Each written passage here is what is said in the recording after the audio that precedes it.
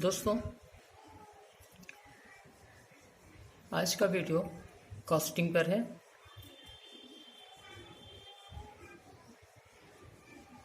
पिछले वीडियो में आपने weight of warp and weft part 1 देखा। उसी जो वार्प और वेफ्ट का जो भी कैलकुलेशन आपने किया, जो धागे का वजन था, कितना वार्प था और कितना वेफ्ट था। कॉटन के धागे से बना जो फैब्रिक है उसकी कॉस्ट क्या होगा, यहाँ पे हम बात करेंगे।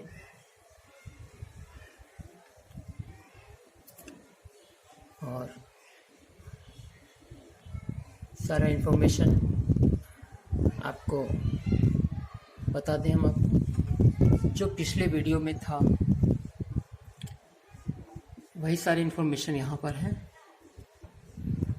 Rate count 100, PPI 50, width 46 inch, length 6 yard, count warp और वेफ्ट के जो काउंट है वो सेम है, दोनों एक ही हैं। Warp count 50, weft count 50।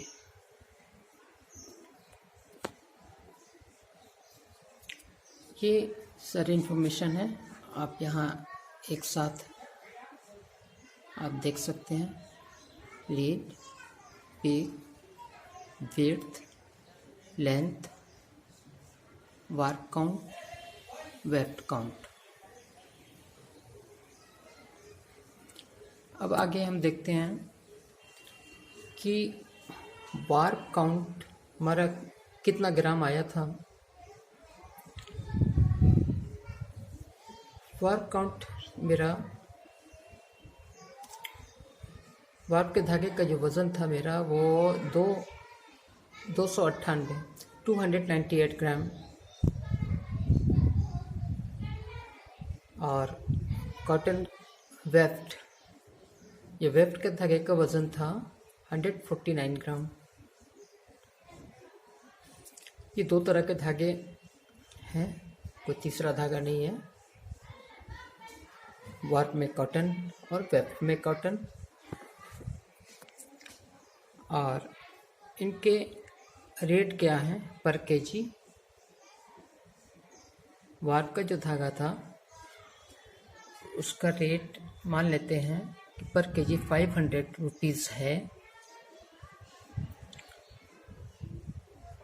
और वेफ्ट का भी धागे का रेट 500 पर केजी है। तो अब आप देखिए कि वार्प के धागे का वज़न अमाउंट कितना होगा। 298 ग्राम है, 500 रुपीज़ पर केजी के हिसाब से जब हम कैलकुलेशन करते हैं तो इसका अमाउंट आता है 149, 149 रुपये।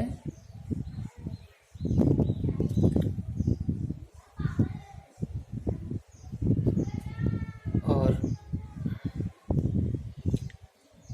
वेफ्ट के धागे का वज़न है 149 ग्राम, 500 पर केजी। इनका जब कैलकुलेशन हम करते हैं तो हमारा रिज़ल्ट आता है 75 रुपीज़।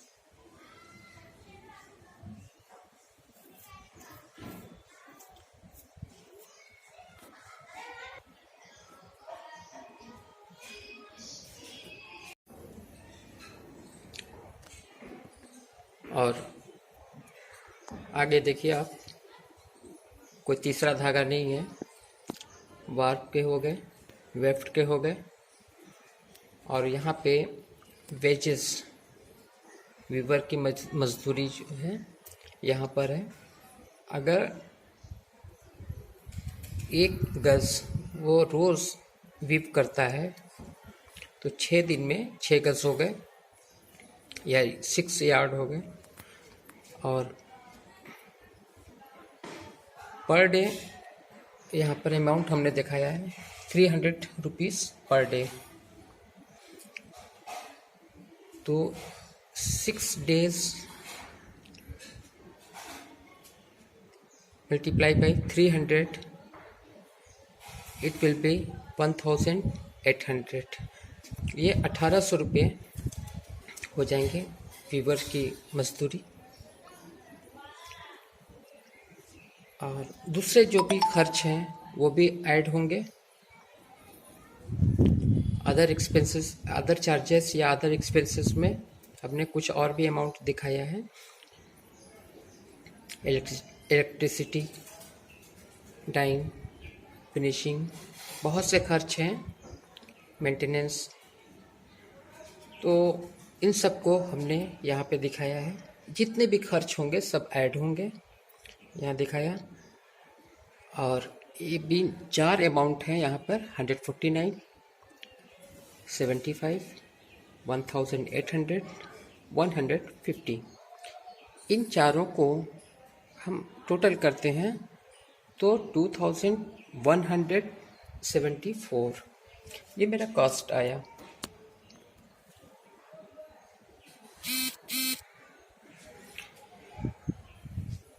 यहाँ पे कॉस्ट पर हम कुछ परसेंटेज प्रॉफिट के रखते हैं, जो भी हो, पर हमने यहाँ पे 10% प्रॉफिट दिखाया है।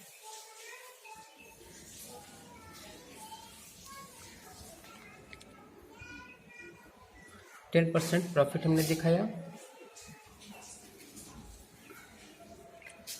और 2174 पे जब 10% हम प्रॉफिट दिखाते हैं तो इसका अमाउंट होता है 217। अब इन दोनों को हम ऐड कर लेंगे तो ये दोनों का अमाउंट आता है 2391। ये अब हमारा सेल वैल्यू है, यानी इतने का ये फैब्रिक बिकना चाहिए।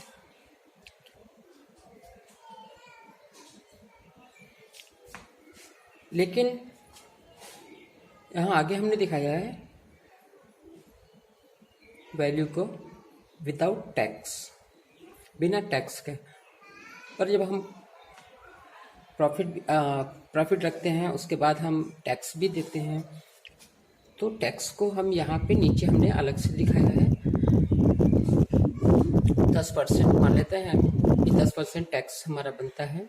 वैसे तो कुछ और भी है, टेक्सटाइल में साड़ियों पे 5% शायद है, पर हमने यहाँ पे 10% दिखाया है। जो भी हो, पर 2391 का 10% होता है 239।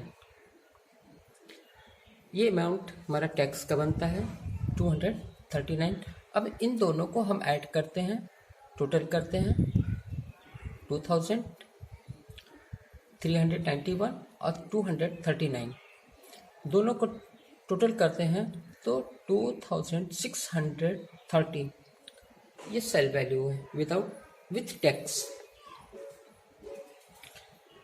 ऊपर हमने दिखाया था विदाउट टैक्स और नीचे हमने टैक्स लेने के बाद, जोड़ने के बाद विथ टैक्स। तो अब हमारा टैक्स के साथ वो टोटल अमाउंट 2630 बनता है। तो इतने का मेरा फैब्रिक होना चाहिए, बिकना चाहिए। ये मेरा अमाउंट है टैक्स को जोड़ करके। और दोस्तों, इसमें हमने पिछले वीडियो की तरह हमने बताया था कि यहाँ पे रीट 150, विड्थ 46, लेंथ 6 यार्ड, ये सब इंफॉर्मेशन हमने दिया है। पर हमने यहाँ पे सेल्वेज को ऐड नहीं किया है, ये भी हमें ऐड करना होगा। यहाँ पे जो पिछला अमाउंट वीडियो था मेरा, weight of warp and weft cotton bye cotton, part 1 था वो। उसमें हमने बताया था कि इसमें किसी तरह का वेस्टेज ऐड नहीं किया गया। पर जब आप कॉस्टिंग करते हैं तो इसमें सभी खर्च जुड़ेंगे, उन धागों का वज़न भी ऐड होगा जो यहाँ पे हमने ऐड नहीं किया है। जैसे सिल्वेज है दोनों तरफ, अगर सिल्वेज है वो उसका अमाउंट वज़न जो जुड़ेगा। और वेस्टेज हैं, कई तरह के वेस्टेज हैं, चाहे जब हम मिल फैक्ट्री से हैंक आता है तो उस पर भी जो बाइंडिंग करते हैं हम, cone binding, bobbin binding, pearl binding, उसमें वेस्टेज होता है। और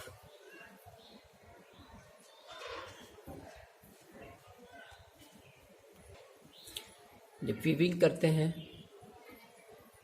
उस टाइम भी वेस्टेज होता है। जब फैब्रिक तैयार होता है उसमें कुछ फॉल्ट निकलते हैं, कुछ कमियां रह जाती हैं, वो नुकसान होता है। तो कई तरह के वेस्टेज होते हैं, वो इसमें ऐड नहीं है, ये भी हमें ऐड करना होगा। तो यहाँ पर इसका जो अमाउंट दिख रहा है वो इससे ज़्यादा होगा। तो हमें जो वार्प के या वेफ्ट के जो भी धागे हैं, जो भी वेट हो रहे हैं, जो भी वज़न बढ़ रहे हैं, वो सब हमें ऐड करना होगा, इसमें दिखाने होगा, तभी हम कॉस्टिंग सही तरीके से कर पाएंगे। और अगर हम उसका कैलकुलेशन नहीं करते हैं तो ये मेरा नुकसान हो रहा है और हमें पता नहीं चल रहा है, पता भी नहीं चलेगा और ये हम काफ़ी नुकसान में जाएंगे। तो जितने भी खर्च हैं सब इसमें ऐड करना होगा।